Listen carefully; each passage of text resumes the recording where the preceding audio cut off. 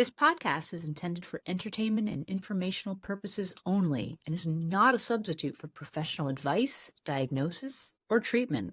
The opinions expressed on this podcast are those of the business psychos and does not reflect the viewpoints of their current or former employers or clients. Thank you.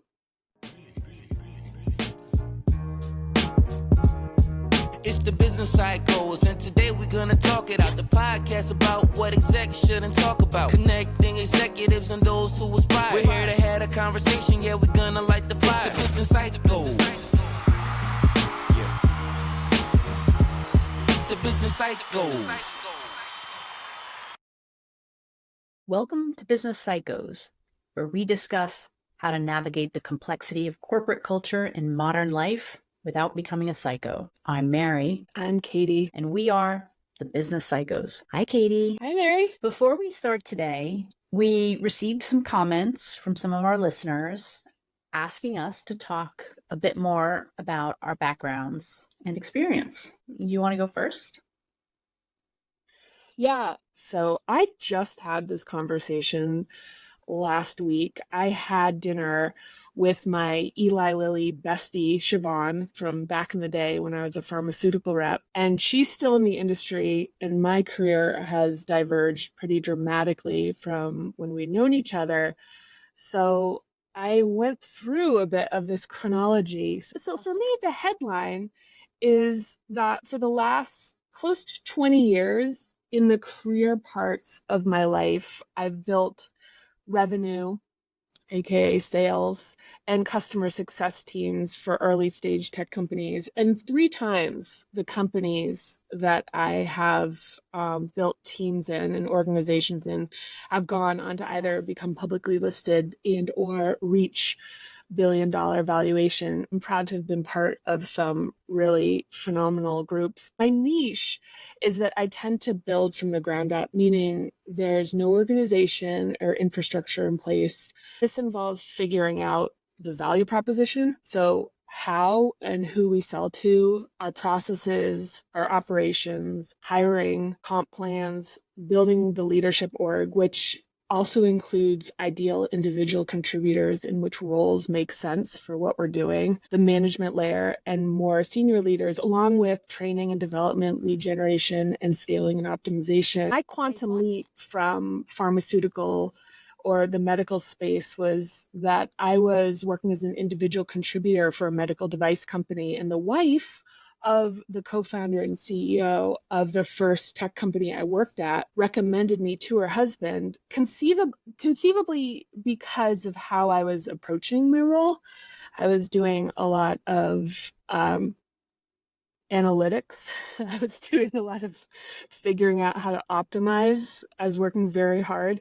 With that said, what I loved about the work that I've done in my career has been the human component. The revenue results have been essential, but in many ways secondary to what gives me energy around the work. I've been really lucky because I've worked with brilliant founders and extraordinary people. So Mary, let me pass the mic back to you. Yeah, the elevator line is I like to build, grow, and fix things. I started my career in the digital and operations space. I started off at NYU and then Tiffany and Company. And I would say I've spent most of, 25 going on 30 years in management consulting. First at Oliver Wyman and later at Boston Consulting Group. I've also held executive roles at large banks where I focused on strategy and change management. I founded M. Schaub Advisory and am grateful to now spend my time supporting senior executives with their transformation work. I'm also a freelance writer, and I have a few projects that I'm hoping I'll be able to share at some point later this year or early next. What an extraordinary career you've had. I mean, just every single name is recognizable, and the impact that you've had in those organizations is absolutely incredible. Well, your stats are equally exciting, and I think what you've talked about before, and we've talked offline about this, is we both have very unique experiences in the workforce and as leaders, and I think that's really important right now because there's so many people who care about these issues, but it has a slightly different flavor if you're in a tech startup or if you're in a 200,000 person organization, and that workforce is changing. So good insights. Yeah, and I think for both of us, we came up from very unconventional paths into the organizations and the functions that we performed in. And I think that has also maybe informed a lot of the commonality we have in terms of the empathy and the perspective that we have that's very similar, even though the types of organizations we've been in has been very different. 100%. Okay, I want to shift gears and indulge myself a little bit. And I want to ask you, what's new? What have you seen, heard, read, watched? I have something I'm really excited to talk about. So upon your recommendation, I did a deep dive into Netflix. Once I had completely exhausted your recommendation, in very short order, by the way, I found a show called The Program about these high discipline behavior control schools. They're not really schools. I'm so riveted by coercion and these types of environments where it's like group traumatization. I actually watched it 2 times. There's 3 episodes, and I was just riveted. It was called The Program. It's on Netflix. Okay. How about you? I'm putting that on the list. I love, as you know, I have like all of my recommendations on a Trello board, and I guess I'm talking about what everyone's talking about, which is Baby Reindeer on Netflix. And my wonderful friend and friend of the show, Mario, recommended it, and I'm so grateful that he did. It's so intense, but also unique and really psychologically complex. And it stars and it was written by Richard Gadd. And I had no idea until I was halfway into it that he's actually playing himself in the show. I knew that it was based on, real experiences, but I had no idea that was him. I don't want to say anything more than that. If you know, you know.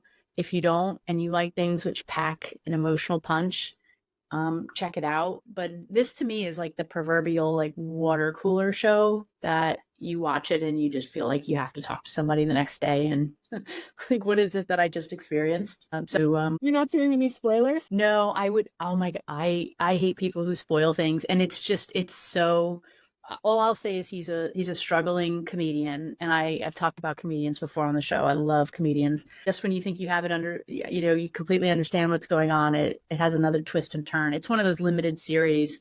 It's bingeable, but actually, I don't know if I could binge that, because I couldn't, like, I needed a break. I needed some cartoons and some cereal before bed after watching that. I was like, I needed like a palate cleanser. Yeah, understandably. I chewed through it. But it is, as far as writing is concerned and structuring, it's really character development. And also how it's structured in terms of like building the plot. That's pretty unusual right now. I feel like a lot of writing does a lot of sort of cheap shots to just kind of keep the plot going. But this really continued to build. So anyway, highly, highly appreciate the recommendation. Well, and thank you for yours. I'll add that to the list. So on to today's topic. This is another, I think, important and timely one. And it's the first show we're doing at our listeners' request, which I think is kind of cool. So when we come back, we're going to talk about ageism. Next on Business Psychos.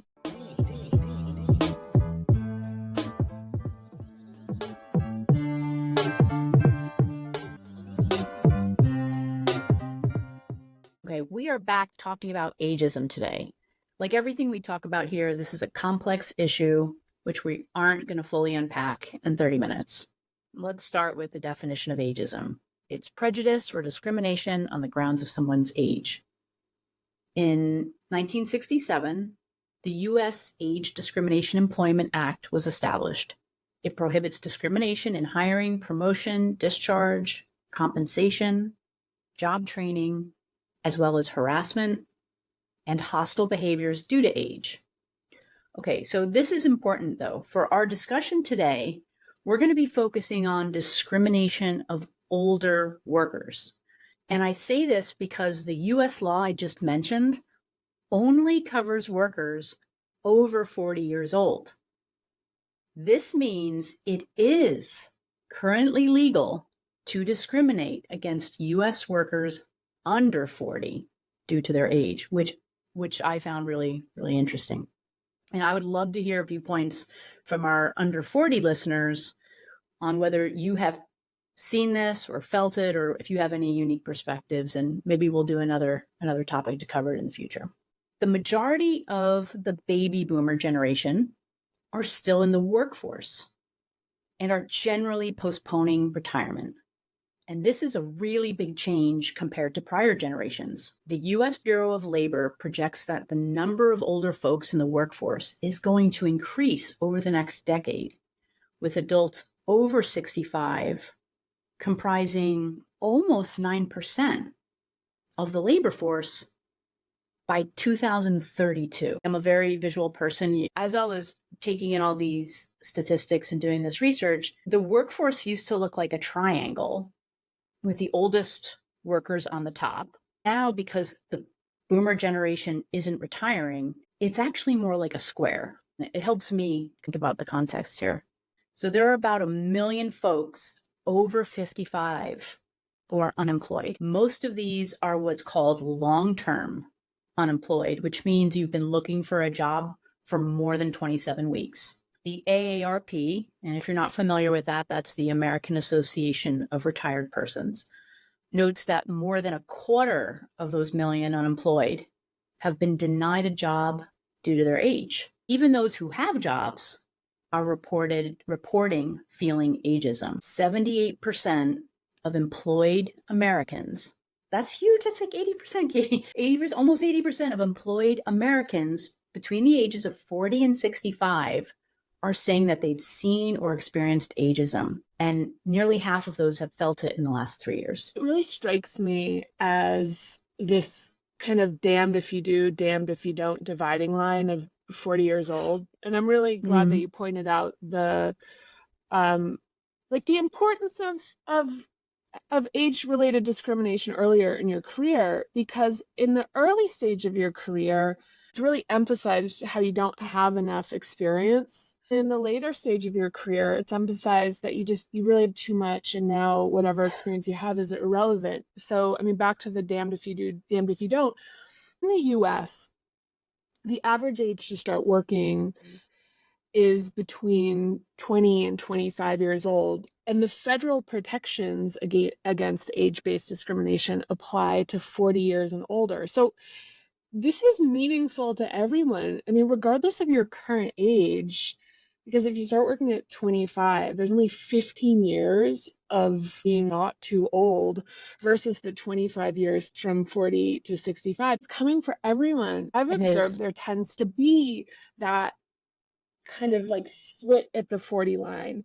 And, when thinking about this episode, I thought about, even like what it means to be qualified. Skills are less valuable than understanding the longer term implications on timeless themes, like the impacts of certain shortcuts or seeing signals in the org and knowing what will happen if corrective action isn't taken. I mean, arguably skills age out a bit, and knowing how to use new software, understanding cultural trends, if these are things that are meaningful for the business, need to constantly be updated. But being curious, open to learning, not afraid to look stupid. This goes back to our overachievement episode, and it benefits people on both sides of this divide. I've seen sort of a generational standoff with younger folks feeling unproven and anxious, and older folks feeling or fearing being irrelevant. When those defenses get heightened, these positions become more divisive. You've seen they're so selfish, I can't believe that they don't get it on one side of the age divide, and then they're so clueless on the other. Part of the wisdom of experience is being able to remember the process of learning and maintaining a level of empathy when you're working with younger people is to understand what it's like to go through those phases. Thinking about those 1 million unemployed Americans are 55 and older, I mean, they're going to be particularly devastated coming out of the peak earning years, like their 40s and early 50s. Since these folks are staying unemployed longer, it really can impact their financial status as well as self-confidence and mental health, which is a compounding issue. So often qualified and experienced job seekers will be ghosted by recruiters, and many either take gig work to supplement their income or are forced to take, lower level and lower paying jobs, which can also dramatically undermine self-confidence. Oh, it's so demoralizing. You're a leader. You've reached a certain point in your career, and you have a title and a role, and then, like you're starting to evaluate whether you need to do gig work to even make ends meet, and often this is due to just consolidation and like downsizing, right? We're not talking about someone who messed up and got laid off. This is one of those, okay, we need to start to cut heads, and some of these folks are included. I have a friend of mine who's a corporate lawyer who was displaced last year, and he's been searching for a job since and still, inconceivably to me, unable to find a role at the same level and salary as the one he was just downsized from. So he told me that he's starting to interview for more junior roles just out of necessity. And while he was interviewing for one of these smaller jobs, the recruiter actually asked him why someone with his experience would be interested in the role. It kind of goes to the point you just said, Katie, right? The damned if you do and damned if you don't. And to me, it felt like a really clever, maybe even somewhat manipulative way of masking ageism and turning the tables to use experience against a qualified candidate. Think about this, and why are organizations doing this? Why does ageism exist in the workplace? And my sense is that the main reason is around senior role scarcity. As you just said, Katie, those folks have reached their peak earning years, and if they've been at an organization for a few years, they're kind of compounding, their bonus and their salary, right? They're doing pretty well financially. Most organizations have a hierarchy, back to our triangle with the most senior, highest paying jobs on top. That's how much most workforce models operate. But as I mentioned earlier, the workforce age demographics have changed. So it's no longer a triangle. If you think maybe, 20, 30, 40 years ago, the age and the corporate hierarchy sort of jived. It all lined up. But now, since boomers aren't retiring and folks are working longer, you have that square workforce with the triangle overlay. So the competition for top jobs is greater because more people are staying in the workforce longer. And you and I were joking around last week, Katie, about musical chairs, that analogy. If folks aren't retiring, you have more people playing for fewer chairs. So if you happen to get booted from your organization, you now have lost a key advantage. It's going to be harder to get into a brand new organization at a senior level because there's a whole bunch of folks like you there that are competing for those jobs.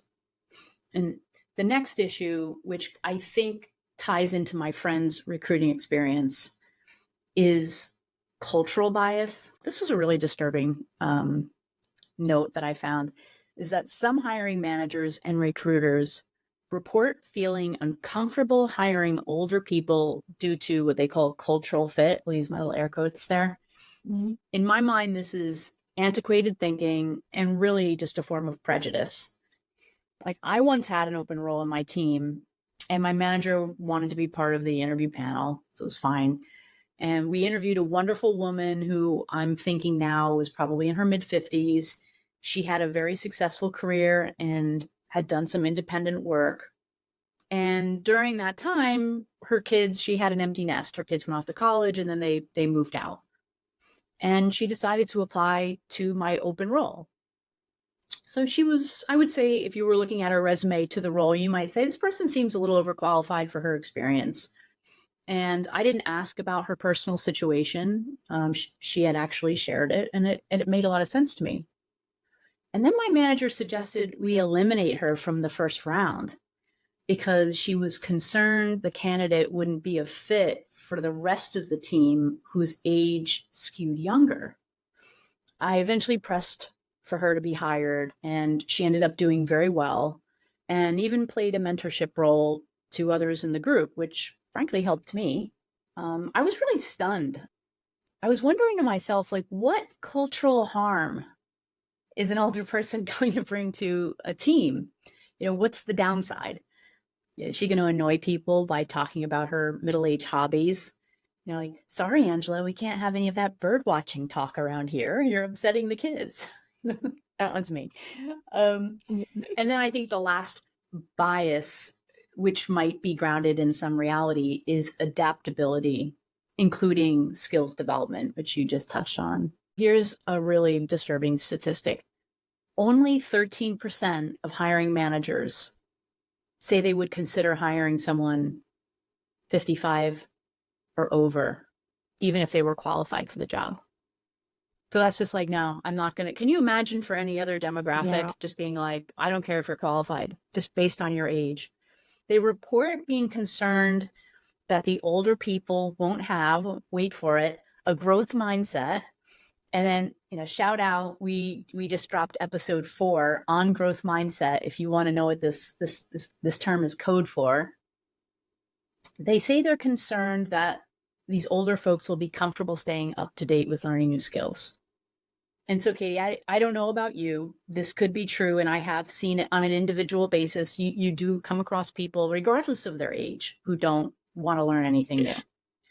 But unilaterally excluding candidates due to their age because of a non-substantiated stereotype is just discrimination.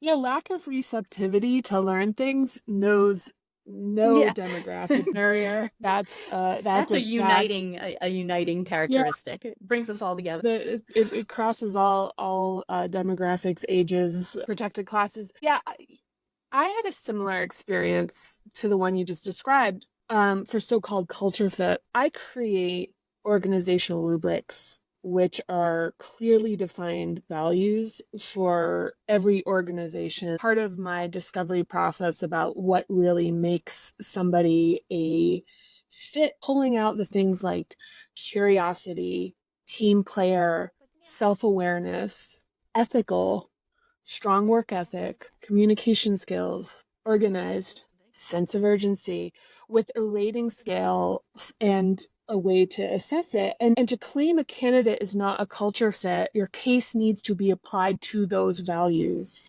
Similar to your experience, I had a hiring manager tell me a candidate who had done really well in the interviewing process was not a fit for his organization. Similar story, it was a young, fun group.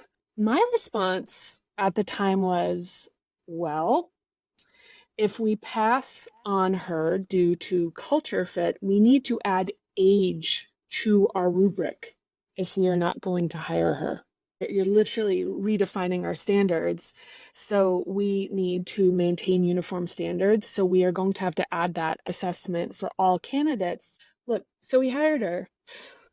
And she wound up being a tremendous addition to the team. I think similar to your case, probably mid-50s. And if memory serves, she was really fun and wound up being a cultural touchstone to the group. There's the mentorship aspect, but I remember this particular candidate being like particularly fun, like actually like outfunning people. So, the social and economic impacts on older, more vulnerable Americans, I take great pause before saying this because it is so astonishing that nearly half of Americans, 46% of Americans, do not have at least 3 months of savings on hand. And the loss of health benefits, pension contributions from employers, and social security contribution, and contributing to is people not taking care of themselves. This includes preventative treatments. Like the US spends more on healthcare and has worse outcomes than comparable countries. For example,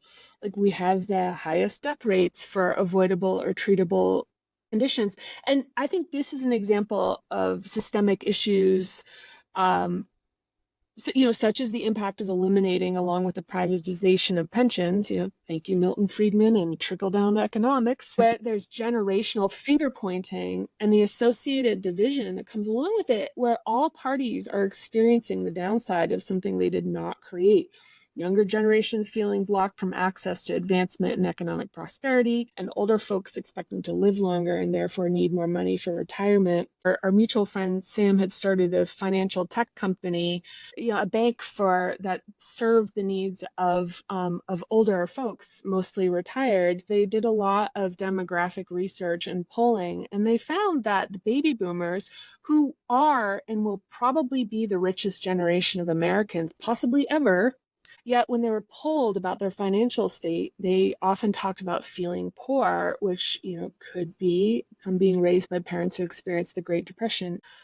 But to get back on track here, folks are being left to their own devices to fend for themselves in an increasingly challenging environment. And there's this knowledge and experience drain that we're seeing in the U.S. workforce. It doesn't feel to me, Katie, without getting too much into the political realm, and you and I have both worked in Europe and are aware of different models, but it doesn't really feel like we're setting people up for success, regardless of what generation that you're in. And going back to our episode on growth mindset, it's all up to the employees of whatever age to assess what's going on and figure it out. The safety net for Americans, especially older ones, and yes, I have compassion for the younger generation who is absolutely not being set up for success very unfairly. But some of these older Americans are possibly caring for both elderly parents and children. And there is an insufficient safety net. And if the trends we're talking about continue without intervention, we're going to start to see suffering at scale and a lot of I think negative impacts on individuals, families, communities, and even the US labor market. When we come back, we're going to talk about what people and companies can do to combat ageism.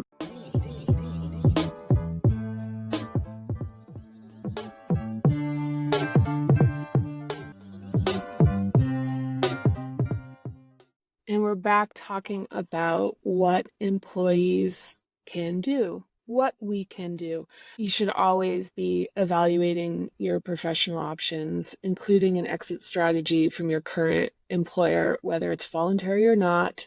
Look at your emergency savings and have a plan. One of the things I think that has become increasingly common, but still is worth a shout out, is for folks, of course, you want to do your best by your current employer. You want to absolutely make your, the most outstanding contribution possible within your human parameters. But ultimately, the forcing function of putting people in the position where they are fending for themselves to really respond accordingly. So be continuing to advocate for yourself and be looking for options and thinking really creatively about how to maximize your network.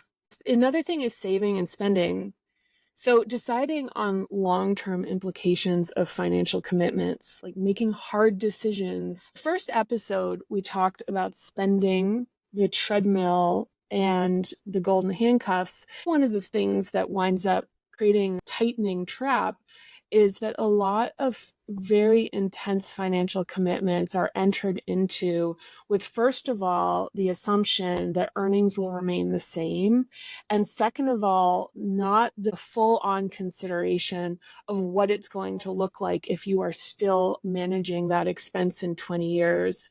Thinking really carefully about everything that we take on and anything that we spend on, as far as the hard road becomes the easy road becomes the hard road. I don't want to be putting all of this responsibility on people, but just an encouragement about thinking about the financial commitments we make and putting more consciousness into them in terms of our values and what we want for our lives on the long-term sense.